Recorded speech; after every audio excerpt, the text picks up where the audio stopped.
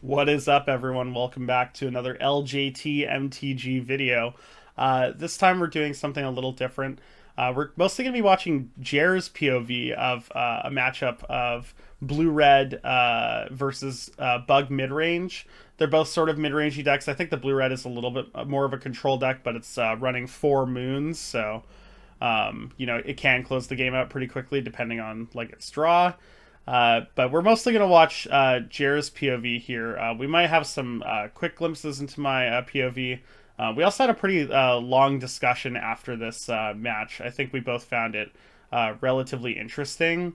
And I think you're in for a treat if you really like Blue Red Moons specifically, so stay tuned. All right, here is my deck tech for my Blue Moon deck.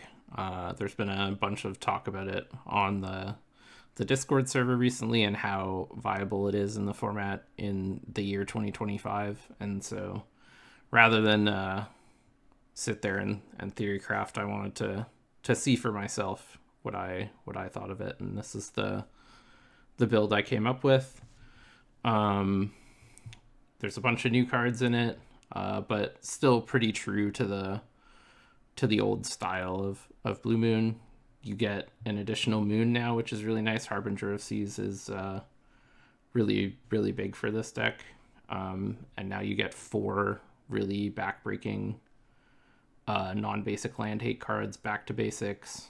The aforementioned Harbinger, Blood Moon, and Magus of the Moon, all really strong and capable of just winning the game by themselves.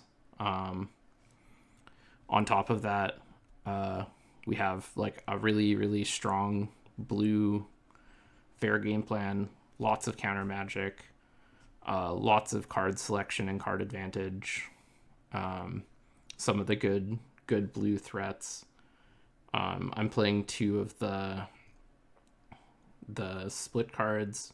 Horned Lockwhale has an adventure. It's a solid removal spell, either tops or bottoms an attacking creature for 2 mana, and then it's a good flash threat with Ward, which is really nice. I think this card's probably a little underplayed. It looks pretty good to me, especially in blue decks that are low on removal. And Meringue River Regent is a card that some blue control mages have been talking about for a while. The Coil and Catch mode is pretty good. Draw 3, discard 1 is like very close to draw 3 for 4 mana. The going rate is draw 2 for 4 mana, and draw 3, discard 1 is definitely better than that.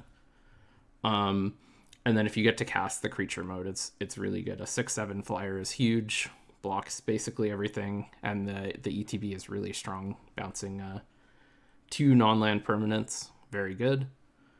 Notably, this one isn't an adventure; it's just a split card. If you cast the Coil and Catch mode, it gets shuffled back in, so you have an opportunity to potentially draw it multiple times in a game, but that's unlikely to happen in 100 card singleton. I guess I should cover the points I've chosen for this deck. Mystical Tutor, Ancestral, and Dig Through Time. One of the core pieces to Blue Moon always has been Ancestral and trying to always be ahead on cards on your opponent. So we have Ancestral and a bunch of the pieces to find it. Waterlogged Teachings, Mystical Tutor. I opted not to play Spellseeker because I think the non-recall options to find in the deck aren't very good. Like, I think it out of Jeskai being able to get 4th Earlingus makes it worthwhile to play Spellseeker in my opinion. But if you don't have like a good threat and a good removal spell and recall to go get, I don't think Spellseeker or Solve the Equation type cards are worth it. So we have those. We have Mystic Sanctuary to loop it back, Snapcaster Mage to loop it back, and lots of other card advantage spells: Memory Deluge, Stock Up, Brain Surge, the aforementioned Catching Coil off Meringue River Regent, Mystic Confluence, Jace the Mind Sculptor. Lots of ways to stay ahead on cards on your opponent. Yeah. And other than that, you're trying to play a control game in basically every matchup. stop your interact and stop your opponent's game plan as best as possible, whether that's with the non-basic land hate, counter spells, removal spells, stick a threat eventually and win the game from there. Yeah, another thing I'm testing out is Madcap Experiment. This was also a really key facet of the deck back in the day. You play Madcap Experiment. The only artifact in your deck is Platinum Empyrean, so you always get Platinum Empyrean, and then it reads your life total, can't change, so you never take any damage. So it's just 4 mana, put Platinum Empyrean in play, which is quite good. Lots of decks struggle to remove this, so I think it's still good. It's possible. It's just not as good as it used to be. It was mainly because back then mono red was A, a bad matchup, and B, much more prevalent than it is now. So having an 8/8 very hard for mono red to remove. They need to point a ton of burn at it, so it at least gains you that much life. But other decks that have hard removal spells have the potential to get out from under it much easier. But a lot of the removal spells people play, like Abrupt Decay, Fatal Push, Long Goodbye, Prismatic Ending, March of Otherworldly Light, like those spells don't kill this either. So I think it might still be good. So we're testing it out for now. But yeah, this is the deck, and I hope you enjoy the games. All right, so bug midrange. I basically, when I was designing this deck, was thinking about like how would I want to play a Shardless Bug style deck in 2025. So I've got 4 mana elves to complement a couple of planeswalkers and like sort of the best blue, green, and black creatures that you can find. I am playing a couple of like graveyard hate creatures and scavenging as Keen-Eye Curator. Psychic Frog is part of my points. I think this card is absolutely cracked. We're playing just the best sorceries. I wanted to play Time Walk in this shell. I'm really interested in trying to figure out like where fair Time Walks fits into the metagame and whether or not you absolutely need to be playing Spellseeker, or rather that you should be playing Spellseeker because it's like too free to add the combo. Like I don't really know, so I want to try out Fair Walk. I'm also playing Reanimate, Mystical Tutor, and then my last point is Treasure Cruise. Yeah, so Reanimate, Mystical Tutor, Treasure Cruise, Time Walk, and Psychic Frogs, so you get to play a little bit of a wider point spread. I still have a Ancestral Recall effect that I can grab off of my Mystical Tutor. It's obviously not as good, but sometimes you do just need those 3 cards. And then the rest of the suite is just a bunch of different interaction, some removal spells. The thing about Bug I was finding when I built it, the mana base is pretty straightforward as well. We're not playing any creature lands or anything like that because we really need our mana sources to provide actual mana. The one consideration, or sorry, the one colorless land that we're playing is Wasteland. Anyways, the thing that I found when I was designing this deck was there's just so many options in Bug that I think it's really hard to pinpoint exactly where you want to land. Like, you could be playing more mana elves and more of like a green base shell, just splashing black and blue. You can play more black and blue, splashing green just for like Tarmogoyf and the Planeswalkers and a couple of removal spells, and maybe Uro. Yeah, I'd be really interested if anyone has a bug shell, if they want to leave it in the comments. I'd love to take a look at it. I think this archetype, as far as I could tell, I couldn't really find any people exploring bug midrange as an archetype, so would love to chat about it in the comments. Oh, okay. Are you good? Yeah, yeah, I might clip this into the video. We'll see. But I was like, oh, I have no lands. And I was like, did I just add 100 cards to a deck without adding lands? But no, it was just Magic Online's interface. Like I didn't notice I was like scrolled over or whatever. Yeah, classic. Okay. And I Well, let's lose a deafen die for roll. what a time to be alive. All right, I'll deafen. I suppose I'll deafen as well. All right. This hand is a little awkward. Trent Mulligan. If we draw like any cheap spell, this hand becomes very good. Like if we draw a Ponder, it's great. If we draw any counter spell, it's great. A removal spell is probably good depending on what he's playing. If he's a slow deck, this hand is also very good because Memory Deluge, Snapcaster Mage, Murktide, and Force are just all good cards against a slow deck. Because he mulliganed, I'm going to keep. Definitely a hand that is punishable. But the quality of card in my hand is high. So, all right. He's back. The mortuary. Black green land. Okay. Definitely not keeping this one. Oh, spicy.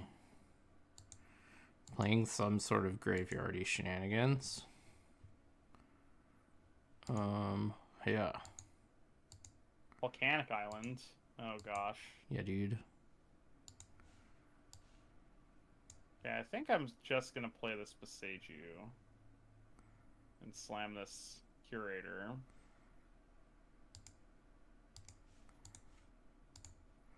By slam, you mean slam it into Force the fucking trash, my dude. Curator? What's happening? What the? Keen-Eye Slam it Curator, into the OP. trash. I mean, it's just a good card. It is just solid. Creature instant.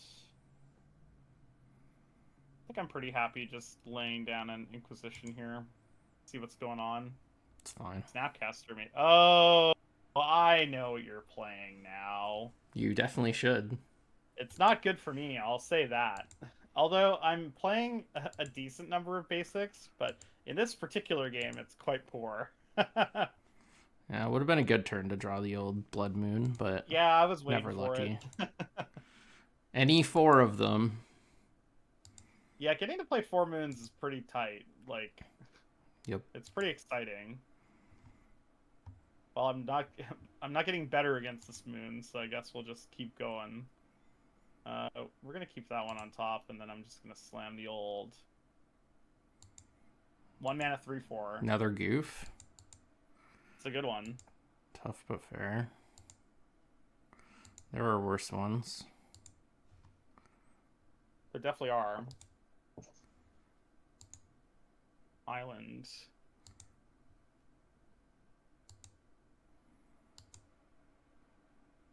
Alright, so we're definitely getting in for 3.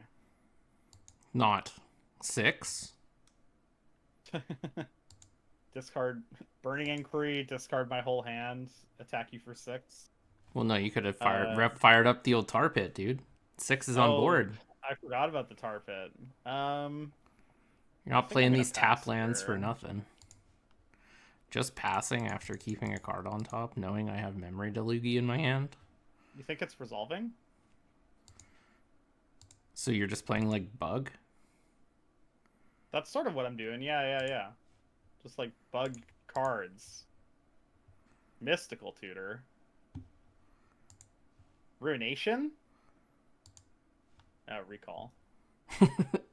Ruination's way scarier. I'd rather you get Recall here.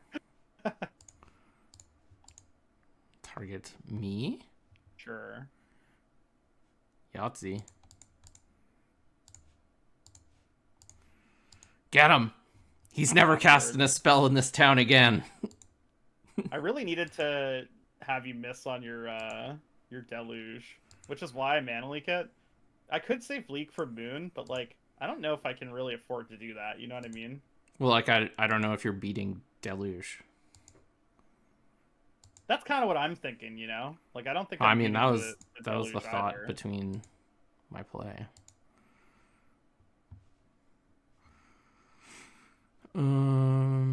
Yeah, I got lots of time. Let's stock He up. thinks he has time. Yeah, dude. I'm Years. ripping basics right off the top. Yeah, you and what basics, bud? I'm playing 6. All right, that's more than I expected, but Yeah, I'm playing a respectable amount of basic lands.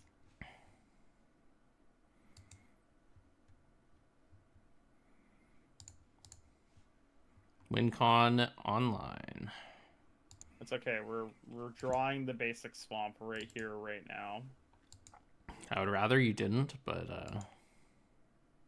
Oh, you know, that's definitely not the basic swamp. you do what you got to do. I will say this Tameo is going to be a tough one to beat, backed up with the Otawara I know you have. Yeah, this Nethergoyf is not long for this world. Yeah, I really needed to draw that swamp for a couple of reasons. One of them being able to just recast my 1-mana spell.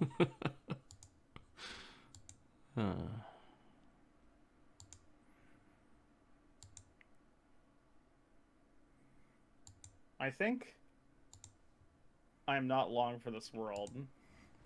I think you have already lost. I think I'm gonna get in with this Nethergoyf. I don't. Oh. Oh, right. Tamiya's a legendary creature. Awkward. Well, mana burn for 1. Yeah, you could just crack your clue then, right then and there. Nope. We'll crack it Let's now. see.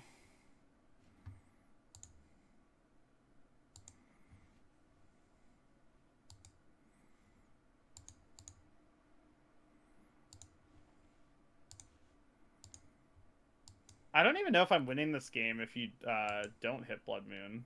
Like, I don't know if I beat that recall. You don't.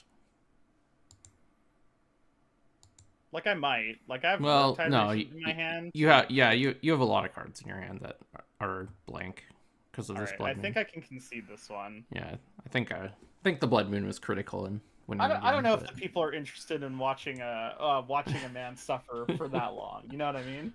I think we can move on. Yeah.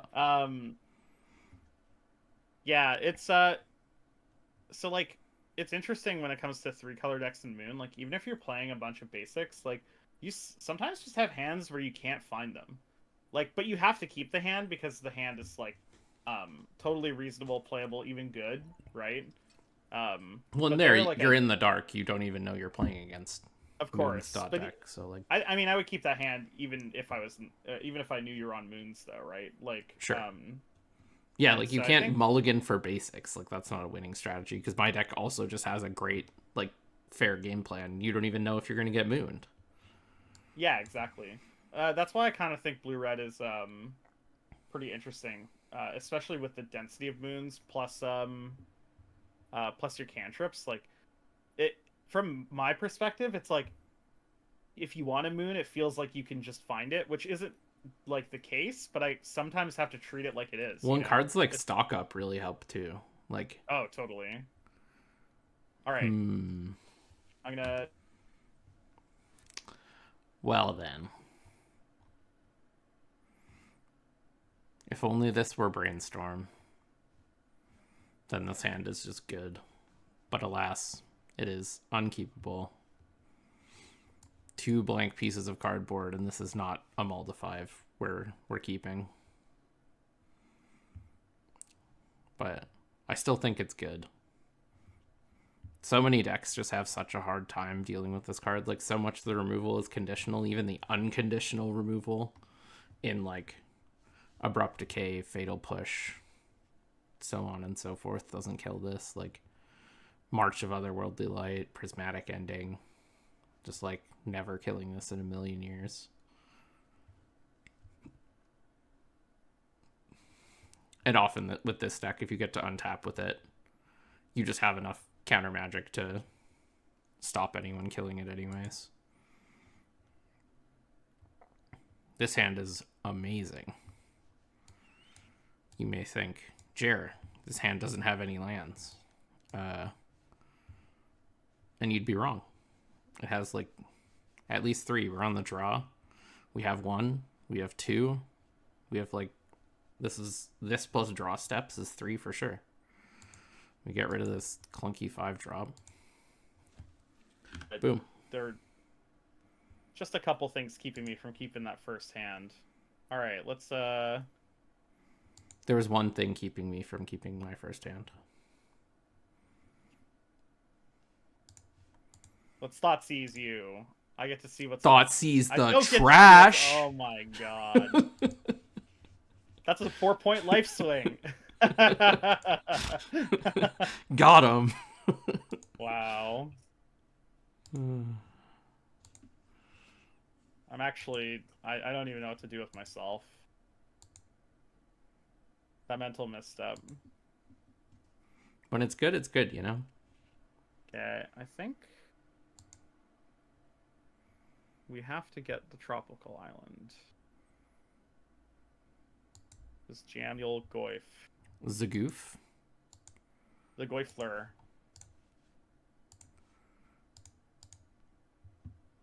Pretty stoked that this thing's already a 3-4. Kind of nice. Above average. Return Speaking 2 of and Lander, for sure. above average. Target me. It's a pretty good one. Yeah, as I said, above average. Alright, let's see what we draw here. That's an okay one.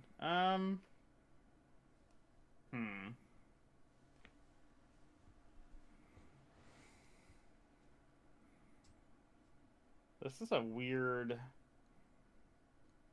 spot.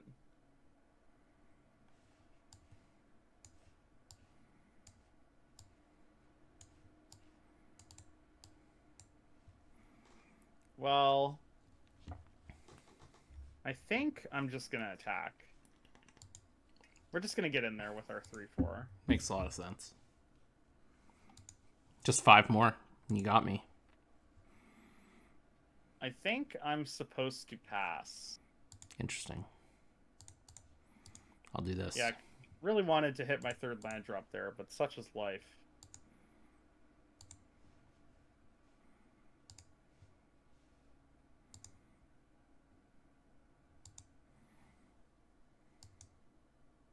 Okay. What do you say about this one? Yeah, you can... You probably have Lorien or something, but you can absolutely brainstorm with no visible fetch. Huh. Another interesting one. I think I keep this one.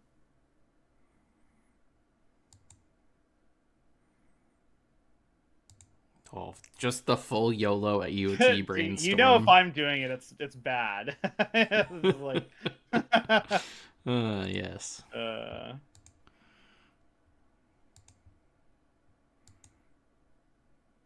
McGoyf kind of putting in some good work here. At least you get rid of one of the cards. Yeah. Yeah. Now you get to see the reason I brainstormed end step. Because if I didn't hit land, I had mental note, right? And why I had to, like, think about it. Bounce my Tarmogoyf, sure. I'm just replaying that guy. You got it.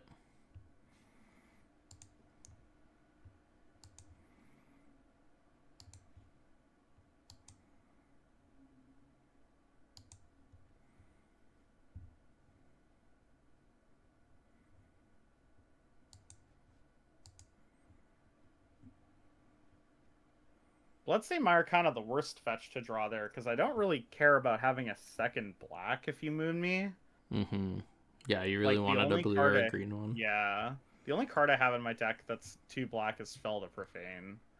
So now the question becomes, like, do I grab Swamp just because I have outside...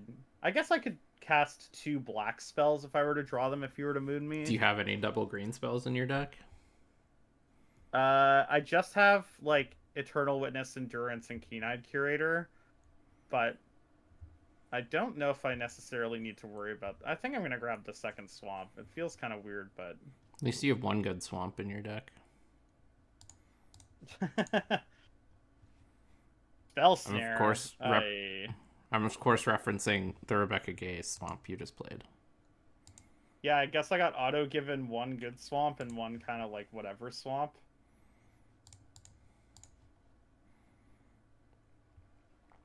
That's why I always only rent the cards I'm missing. Oh, I just like auto rent the full 100. I know both you and Liam do that, but It's great.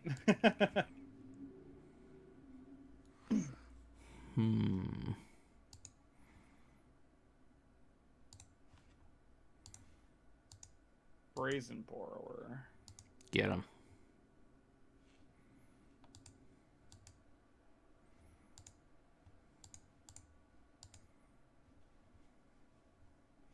Vivi.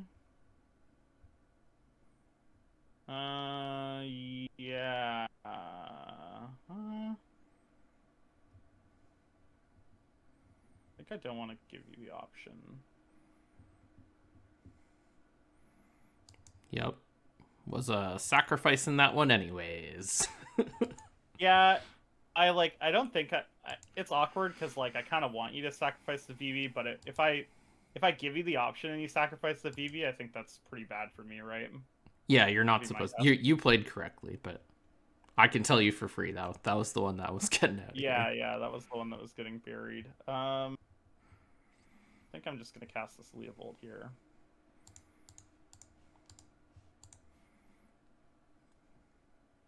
Memory Lapse is pretty good here. Yep.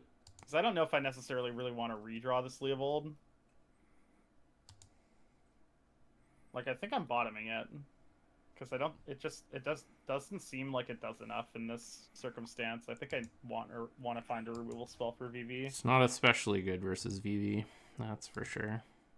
Vivi just outscales it so fast. Yep, hers.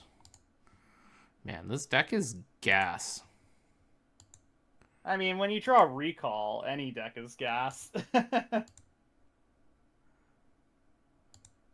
I do think I have a lot of thoughts about this deck though. Now that we've played a couple of games, and I actually played against a similar type of deck a couple months ago when I was back home playing Lander at my local game store. I played against like a full hate version with like Winter Moon and stuff, which I don't know if that's necessarily where you want to be, but I don't think Winter Moon is especially good, but it was playing the rest of the package, right? You know, yeah, Sans Final Fantasy cards, obviously. for sure.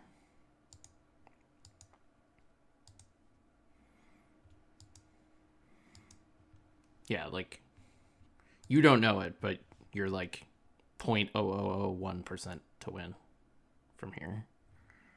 Yeah, I mean, again, like any game where you recall is Yeah. gonna be a tough one.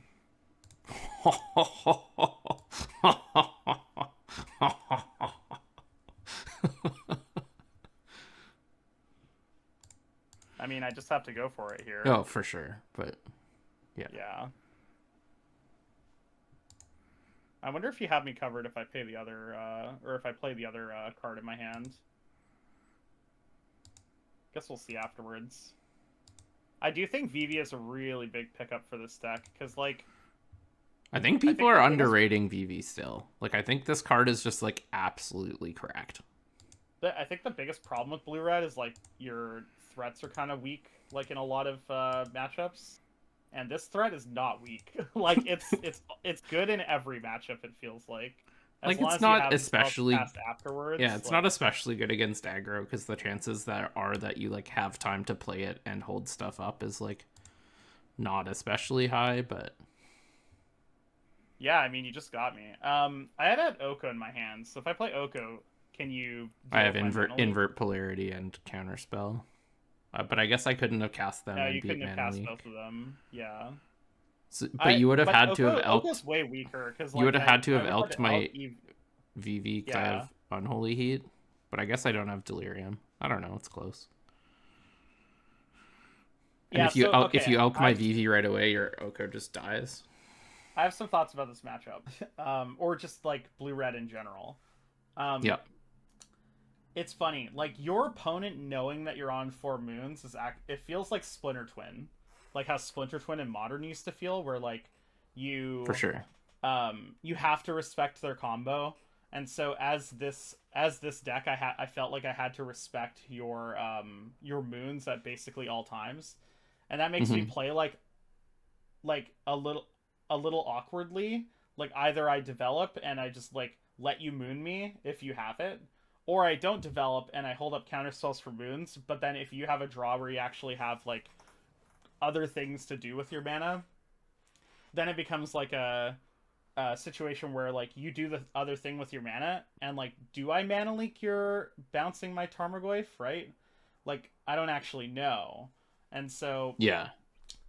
especially having a 3 color draw. I mean, I will say like missing the third land there was like a really big deal, but like that's part of like the strength of your deck is like you get to put so much like pressure on your opponent to have a draw where they like both find fetch lands or basics that they can get, but also are able to develop them naturally without like stumbling. One, You know you what I also mean? need to apply pressure. Like I'm a control deck that has so much card advantage. Like you're so unlikely to win a late game against me, I think. For most decks. Yeah, like again, I like that matters, but I think honestly, like the pressure that I felt from the presence of 4 moons mattered way more. Like, Sure. uh, And it'll depend on the matchup. totally. Like, and obviously, like there are some matchups that blue red has that are like not So were you necessarily just where like you want to playing be, but Seeker Walk? no, I wasn't playing. I was just playing like bug time walk, like just Okay. guys. Yeah. Because I was interested to see like what fair time walk does. I actually think this matchup might be pretty bad for me though, um, mostly based on the feeling that I felt of like, well, if you have a moon, I just lose. And Yeah. bug is a pretty pip intensive 3 color deck. Like Yeah, for sure.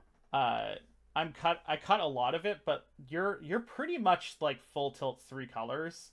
Whereas like a lot of 3 color decks, you can play more so to like 2 of the colors, and then the other one is like a splash for removal Are you or playing some of the best any cards. dorks apart from Deathrite or just Deathrite? I'm actually playing Ignoble, Noble, Birds, and Deathrite. So That's what I would do, I think. I think with 6 basics and those cards, I actually have like a lot of potential draws that are good against the moon part of your deck, like Hmm. where I'm able to develop, but also not worry if you like land a blood moon. Plus, I have your basic level of like artifact removal, um, or sorry, artifact and Enchantment removal. Yeah, enchantment like removal. you're playing Um, Abrupt Decay, Assassin's Trophy, Beseiju. but I think this is a good showcase for like even if you're playing all of those things, um the blue red deck still puts a lot of pressure on you like when it comes to your mana base and how you develop, like because I didn't have my third land right on time, which is something that happens a lot in these like blue mid-range decks. Like you keep hands where you have 2 lands, but like your third land you need to get through like sculpting uh Cantrips with or cantrips, or you are just hoping that you draw your third land at some point, but you have a playable 2 land hand. Like that's the type of hand I kept, and like not being able to fetch forest on turn 2 because I knew I didn't have that third mana source was actually a really big deal, and it made a huge difference in how I played the game, and that might have like the way that I played the game because of that like might have been the reason that you like won that game so convincingly. You know what I mean? Like I wouldn't have felt confident um uh like playing something without holding up mana leak because I know you have so many moon effects that just totally sewer me. So yeah. like it's so hard when I hold up something for mana leak and you just pass the turn. Right? Like it's like you're vice gripping me almost. That's what it felt like. Well, yeah, like if you have to hold up interaction for what I might have, and I'm fine just like playing on your turn, just like casting some cantrips, repping counter spells, and you're just not doing anything. Like as I mentioned too, like I want the game to go as late as possible. So like every turn sequence where that happens is good for me. Well, and like if the game's going as late as possible, but you're playing against 3 color mid range, like your moons are still gonna be good, even if they fetch Well, that's basics, part right? of why the game going late is still good, is because like in the late game, if and when I eventually stick a moon or even a back to basics, which is even better in the late game, for me, because I have like 16 basics to your what, 5 6 maybe. So Yeah, I'm yeah, playing six like basics. yeah, like in the late game, it's so easy to resolve a moon. You kind of can't fight over it at that point, especially if you have basics, and then it just makes the game so awkward because you can't. Like, I'll be casting like 3 or 4 spells a turn when my hand is full, and you'll cast like 2. Yes, yeah, like you get to, and that's the thing about it too, is like the moons are so good throughout the entirety of the game that like I don't even know if we played a regular game if I would feel comfortable tapping out on turn, 3 versus turn 8. And it's possible with more experience that you just get to the point where you say like, well, if they have one of their moon effects, like it is what it is. The problem is you have four. Like most decks only play two, right? So Yeah, the fact that you have four, it's like you're way more likely to have them, especially with cantrips. I don't even know if that calculation makes sense. Like to just push permanence and hope for the best.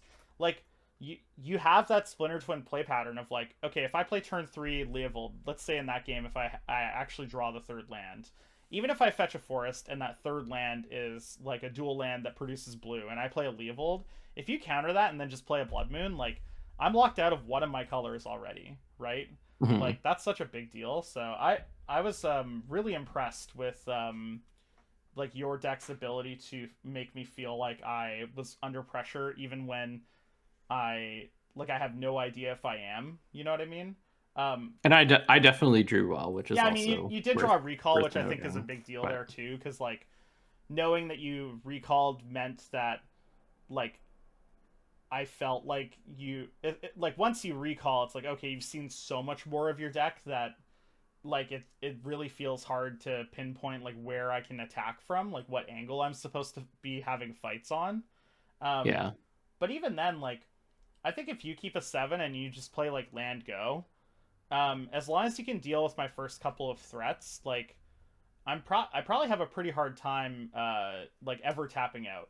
and that's part of the reason I'm playing cards like Stern Scolding that a bunch of other decks don't play anymore, is because I think more than most other decks, this deck just needs to get to like turn 3 or 4, not like under so much pressure. You're like treading, like gasping for air, basically.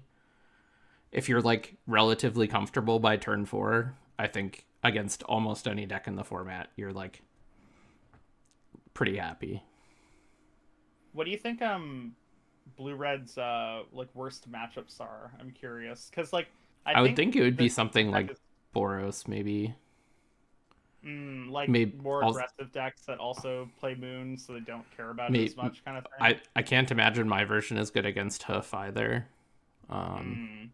Decks like that are just like double spelling on turn 2 and 3 usually, or like I can't ignore like the turn 2 and 3 threats to like develop my hand, like sculpt my hand, or like play a threat of my own. That makes sense. What about Where a combo? I think combo's generally pretty good for this version at least. Like I have a lot of instant speed interaction. I'm really high on counter magic. Um, I have a lot of draw spells in this deck. Uh, and the 4 moons are typically like exceptional against most combo decks. Yeah, So yeah. Generally speaking, if you land a moon, you're probably winning. yeah, Um, yeah, because I'd say most of the like historically we've seen blue red not be that great again into combo, and I think most of it for me was your threat suite was kind of bad a while ago. But right, like you're running like Vivi and Ragavan, Brazen Borrower is still really good. Like I feel like you actually have like pretty good threat density now, like threats that actually end the game and fast you enough. get Oculus, Murktide, Oh like yeah. stuff like that. So like yeah, yeah, no, I think it's pretty reasonable. You still have some of the same issues as Jeskai, where like you have a bunch of removal spells that aren't great. So like if you end up like drawing a bunch of dead removal spells against the spell based combo decks, that like you can definitely still lose. Um, but I think this deck is probably better than Jeskai into most of those decks. So Yeah, the it's presence of Moon, pretty big probably deal, I closer think. to Yeah. a coin flip against the combo decks than the combo decks being slightly favored against Jeskai. Yeah, that makes sense. Yeah, so I think if you're looking to try out something that like might be a potential like mid-range breaker, or if your metagame is full of like 3 to 4 color mid-range decks, I would definitely look at like Jar's list of blue red here. Um, and to I earlier I said that I played against this back at my local game store, and I did. I was playing Jeskai versus this blue red deck, and like I like I've been saying the whole time, it felt like I was playing against Splinter Twin. Like it felt like even if they landed a moon on turn 10, uh, that things could potentially go sideways. So if your metagame is ripe with Jeskai players, filthy Jeskai players, as I'll take that mantle on myself, um, you should definitely give this deck a look. I think it's pretty good, especially with the addition of like all these threats. Like the Vivi there was just so good, like so cracked.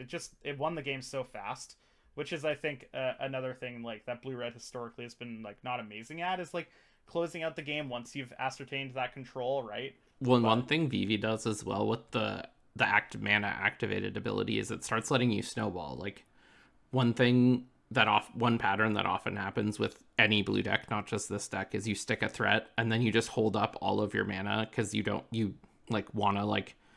want to lose. Whereas Vivi just yeah, lets you keep being proactive while also holding up all your mana, which I think is so valuable.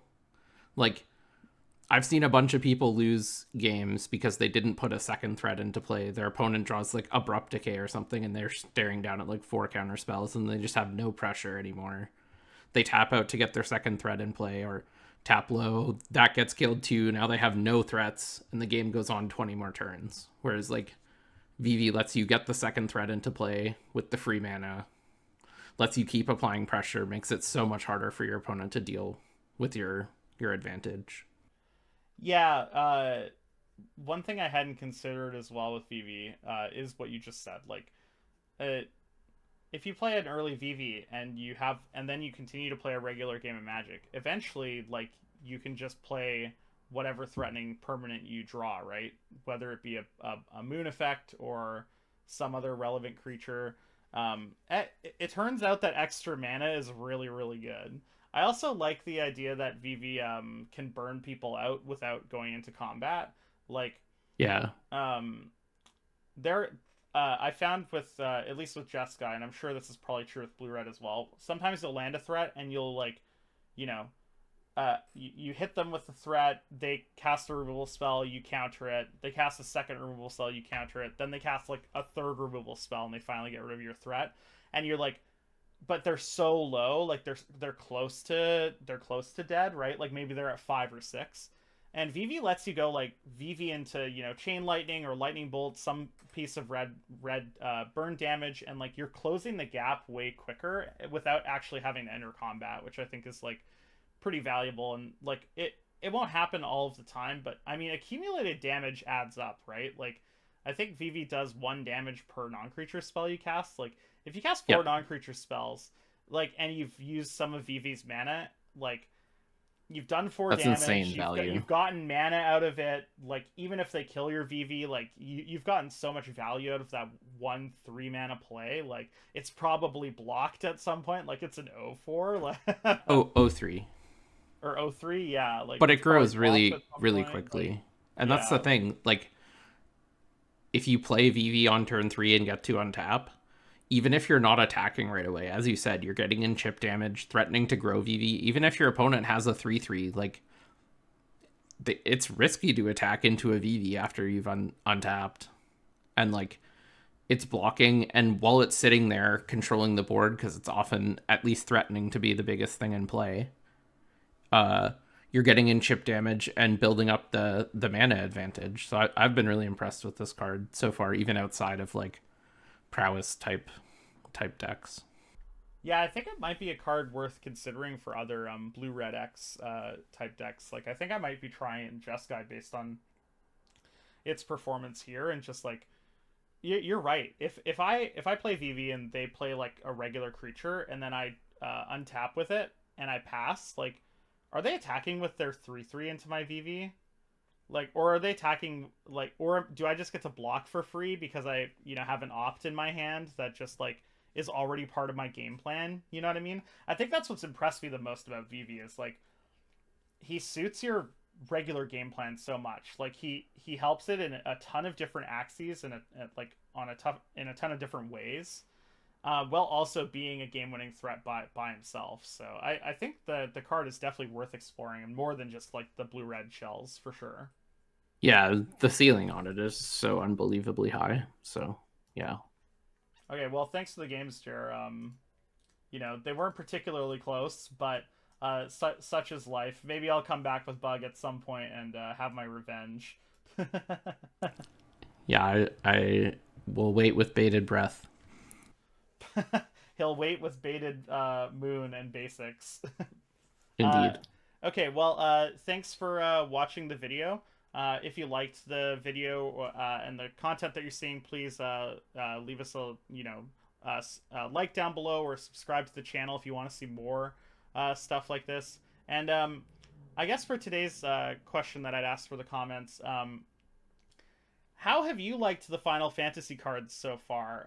And maybe specifically Vivi. Like, if you have any Vivi experience, I'd love to hear from you down in the comments.